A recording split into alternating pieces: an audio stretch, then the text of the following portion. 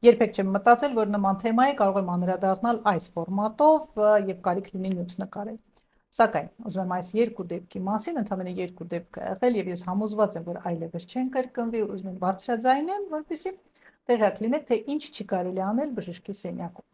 Եթե դուք գալիս եք խորհրդատվության, անկախ հոգեհուզական վիճակից, անկախ ինչ ախտորոշում է, իդեպ ասեմ, եթե եկել եք եւ ախտորոշվել է, արդեն մենք ձեր կողքին ենք եւ այդ հարցը միանշանակ լուծում է ստանալու։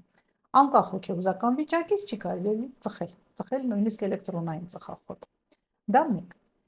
Երկրորդը, չի կարելի բժշկի մոտ խորհրդատվության գալ սուրճի բաժակը ձեռքին։ Ով ինձ մոտ եղել է, գիտի, որ երբեք չեք տեսնի, որ ես նստած սուրճ եմ խմում եւ զուգահեռ ձեզ հետ եմ խոսում կամ նմանատիպ։ Դա անթույլատրելի է, դա ուղղակի չի կարելի եւ վերջ։ Նույնիսկ մտքով մարդու չպետք է անցնի նմանատիպ բան։ Այս դեպքերը չեն կրկնվելու, դա միանշանակ, սակայն այն փաստը, որ իրանք ընդհանրապես